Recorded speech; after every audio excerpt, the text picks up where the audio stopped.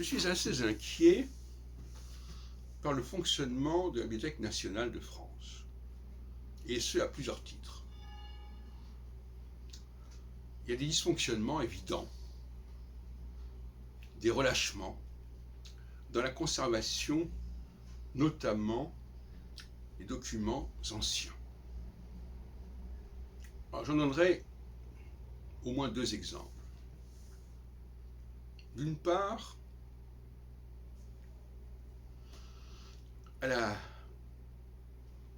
au rez-de-jardin, on nous sert des documents qui devraient être réservés à la réserve.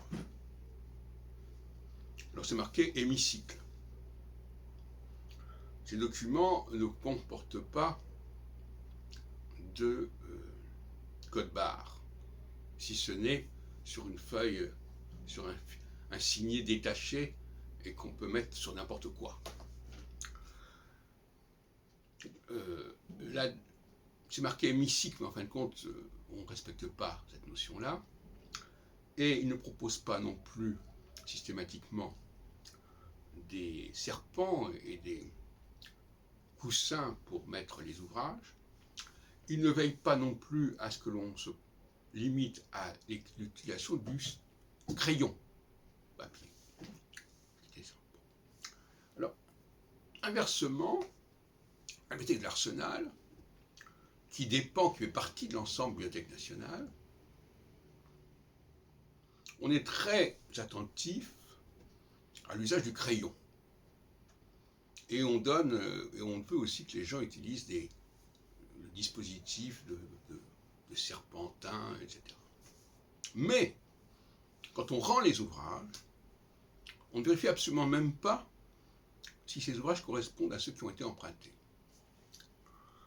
Le préposé se contente de noter le nombre d'ouvrages qu'on rend, le nombre de bulletins qu'il a dans le casier correspondant à la carte, et puis voilà.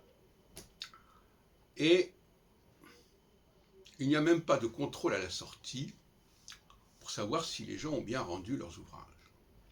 Donc il y a un amateurisme actuellement qui règne à la Bibliothèque nationale. Et j'ajouterais d'ailleurs que pour les périodiques, c'est encore plus grave, parce que les périodiques qui autrefois étaient conservés à Versailles,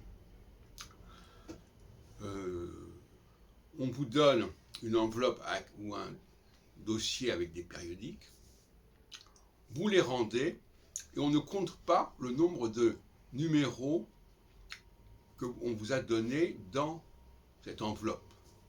Ce qu'on faisait absolument à Versailles. Voilà donc trois exemples de dégradation de la conservation. On peut se poser des questions sur les raisons pour lesquelles c'est comme ça. Ce qu'on constate, c'est que des ouvrages qu'on pourrait demander aux gens d'aller consulter à la réserve sont donnés carrément dans la salle de lecture du rez-de-jardin, sans aucune précaution, sans aucune surveillance, sans aucune exigence de crayon.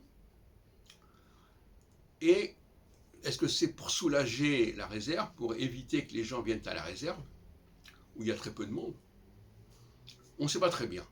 En tout cas, moi je constate des dysfonctionnements que je regrette